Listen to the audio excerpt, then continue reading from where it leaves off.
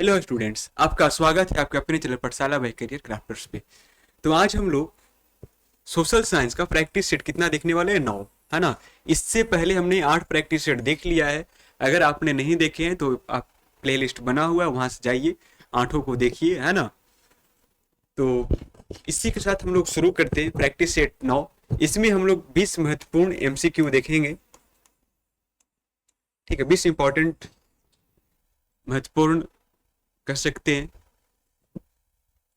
तो शुरू करते हैं। आज का सबसे फर्स्ट नंबर क्वेश्चन हमारा है कि भारतीय रिजर्व बैंक की स्थापना कब हुआ था। 20 क्वेश्चन हम लोग 10 मिनट में करेंगे, ठीक है। बहुत ही ठीक है, रिवीजन तौर पर चैप्टर बाय चैप्टर आप रिवीजन कभी भी कर सकते हैं, ठीक है। भारतीय रिजर्व बैंक की स्थापना कब हुआ था? तो कब हुआ था? 1935 में, ठीक है। कब हुआ था? 1935 में। ऑप्शन नंबर इसका ए हो जाएगा। सेकंड, भारत की आर्थिक व्यवस्था है, अगर भारत की आर्थिक व्यवस्था कैसा है तो मिश्रित है ना। कैसा है? मिश्रित है। मिश्रित में कौन कौन होता है? पूंजीवाद, समाजवादी, दोनों होता है, ठीक है। कोई दिक्कत नहीं है यहाँ तक। चलिए नेक्स्ट है, व्यवसायिक बैंकों का सर्वप्रथम राष्ट्रीयकरण कब हुआ था? कह जो व्यवसायिक बैंक है इसका राष्ट्रीयकरण कब हुआ था? तो 1969 में, 1969 में व्यवसायिक बैंक का क्या हुआ था? राष्ट्रीयकरण हुआ था ना, नेशनलाइज हुआ था, ठीक है। चलिए 4 नंबर प्रश्न है, भारत में कितने राष्ट्रीयकृत बैंक हैं? अगर फिलहाल में देखा जाए तो भारत में राष्ट्रीयकृत बैंक कितने हैं? तो 12 है ना। किसी को काट कर क्या कर लीजिए, यहाँ पे 12 कर लीजिए, ठीक है। ऑप्शन नंबर ए सही हो जाएगा, ठीक है। तो भारत में राष्ट्रीयकृत बैंक कितना, अभी फिलहाल में कितने, प्रेजेंट में जब पढ़ रहे हैं आज तो 12 है, ठीक है। कौन कौन, उसका नाम देख लेते हैं हम लोग एक बार में।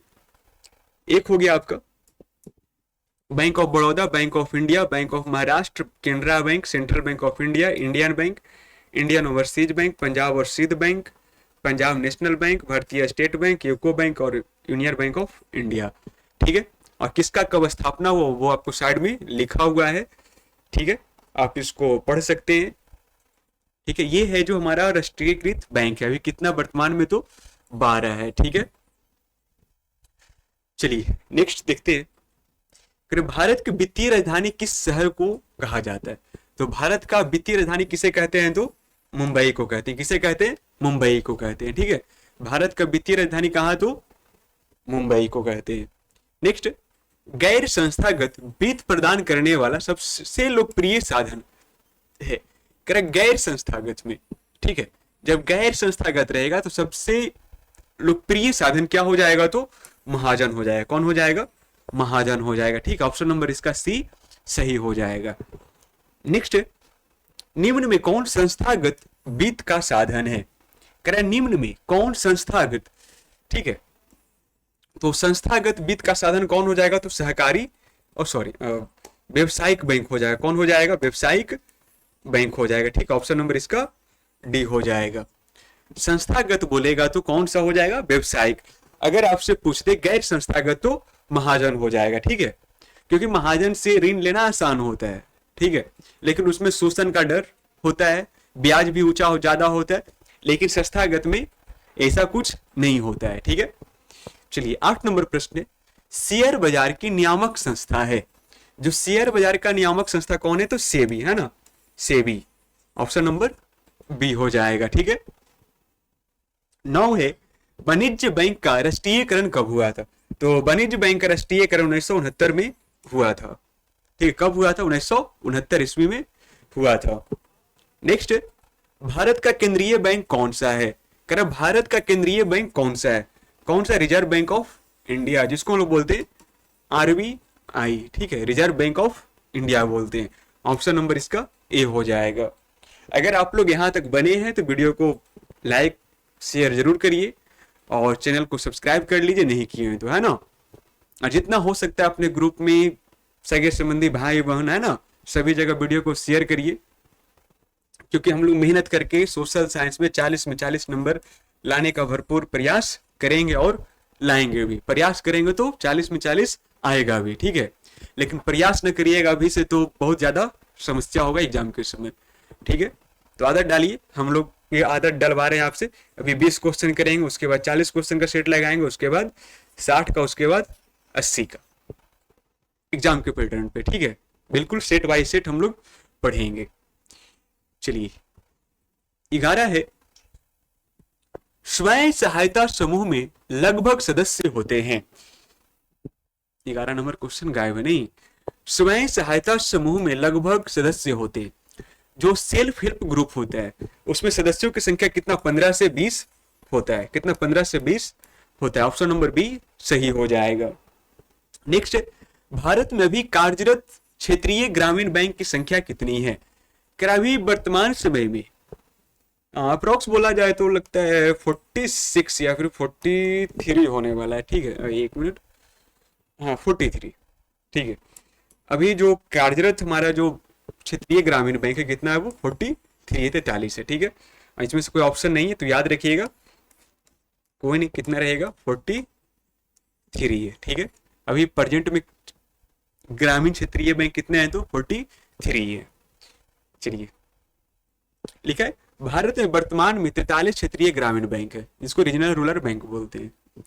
ठीक है, ये बैंक ग्रामीण क्षेत्रों में वित्तीय सेवाएं प्रदान करने के लिए स्थापित किए गए हैं। ठीक है, इसमें छोटे छोटे किसान, व्यवसाय, ग्रामीण समूह के लोग इसमें अपना कर सकते हैं, लेन देन इस बैंक से करते हैं। ठीक है, चलिए नेक्स्ट है 14 नंबर, दीर्घकालीन ऋण प्रदान करने वाली संस्था है। कौन सा ऋण, तो दीर्घकालीन ऋण यानी लंबे समय के लिए। तो लंबे समय के लिए ऋण कौन देगा, तो आपको भूमि विकास बैंक देगा, है ना। भूमि विकास बैंक आपको दीर्घकालीन ऋण प्रदान करता है। चलिए नेक्स्ट है 15 नंबर, निम्न में कौन सा संस्थान भारत में मुद्रा जारी करने के लिए अधिकृत है? कर निम्न से कौन सा संस्थान मुद्रा को जारी करने के लिए अधिकृत है ना। सरकार उसको रखे हुए, तुमको उसको काम नहीं है बस पैसा का मुद्रा छापना है, तो उसको किसको अधिकृत किया है, तो किसको क्या, रिजर्व बैंक ऑफ इंडिया को, है ना। इसी का काम है हर एक बैंक को कंट्रोल में रखना। ठीक है, रुपए नया नया नोट छापना। ठीक है, चलिए 16 नंबर प्रश्न है, भारत में सहकारिता आंदोलन का प्रारंभ कब हुआ था? कर भारत में सहकारिता आंदोलन का प्रारंभ कब हुआ था, तो कब हुआ था, 1904 ईस्वी में। कब, 1904 ईस्वी में। ऑप्शन नंबर इसका सी सही आंसर हो जाएगा। ठीक है, सहकारिता आंदोलन का प्रारंभ कब हुआ था, 1904 ईस्वी में हुआ था।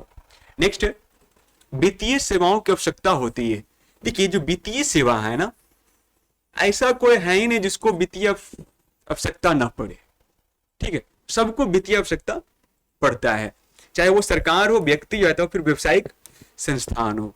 इसका मतलब इनमें से सभी हो जाएगा। ठीक है, जो वित्तीय सेवाओं की आवश्यकता सबको होता है, चाहे सरकार हो या फिर कोई व्यक्ति हो या तो फिर कोई व्यवसायिक संस्था हो। ठीक है, तो इसी कारण इसका ऑप्शन नंबर क्या हो जाएगा, डी सही हो जाएगा। नेक्स्ट, वित्तीय संस्थाएं किसी भी देश का डैश डैश माना जाता है। कह रहा जो वित्तीय संस्थाएं होता है ना, किसी भी देश का क्या माना जाता है, तो मेरुदंड माना जाता है, रीढ़ माना जाता है। ठीक है, रीढ़ कहने का मतलब हुआ जैसे हम लोग के शरीर में रीढ़ है ना, अगर रीढ़ को हटा दें तो बिल्कुल ऐसे लूज हो जाएंगे, तो वही है, वित्तीय संस्थाएं किसी भी देश का क्या होता है, मेरुदंड होता है। कंप्लीट है। चलिए नेक्स्ट नंबर प्रश्न देखते हैं हम लोग कि क्षेत्रीय ग्रामीण बैंक देश में कब स्थापित हुआ था। क्षेत्रीय ग्रामीण बैंक अभी पढ़ रहे, क्षेत्रीय ग्रामीण बैंक कितना थे, 43 थे, है ना।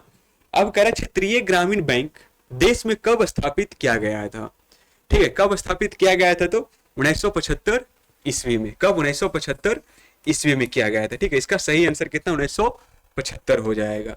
आज का सबसे लास्ट प्रश्न हमारा है, व्यवसायिक बैंक कितने प्रकार की जमा राशि को स्वीकार करते हैं।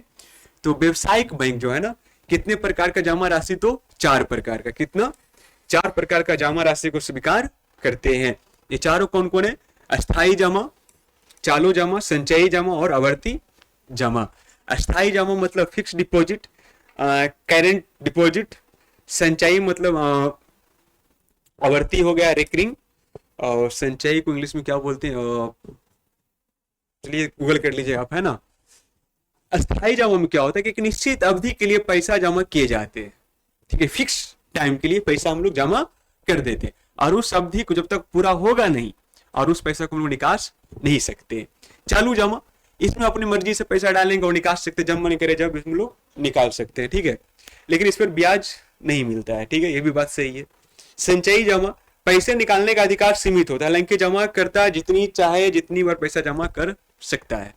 अभी भी देखिए हमारा सेविंग अकाउंट है, तो उसमें पैसा तो कई बार जमा कर सकते हैं, लेकिन निकालने का अधिकार सीमित होता है। उसे क्या बोलते हैं? संचयी जमा बोलते हैं। आवर्ती जमा यानी कि महीने महीने देखते होंगे कि अब लोग जो रोड पर फुटपाथी दुकान खोले होते हैं, वो देखते प्रतिदिन कुछ ना कुछ रुपया जमा करते हैं, ठीक है। एक बैंकर आता है, तहसील कर वो ले जाता है।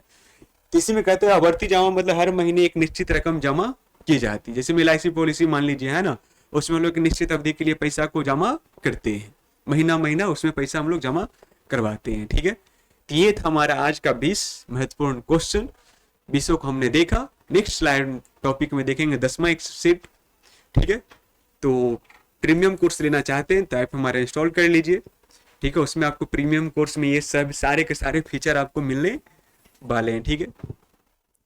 वो भी प्रीमियम कोर्स मात्र है कितना, तो प्लान है 9 रुपए से इसका शुरू है, ठीक है। ज़्यादा देखना है तो इस चीज़ को आप स्क्रीनशॉट ले लीजिए, और इसमें पढ़ना है क्या क्या मिलेगा तो इसको भी स्क्रीनशॉट ले लीजिए, ठीक है। चलिए, तो बाकी मिलते हैं हम लोग नेक्स्ट क्लास में। आज के लिए इतना ही।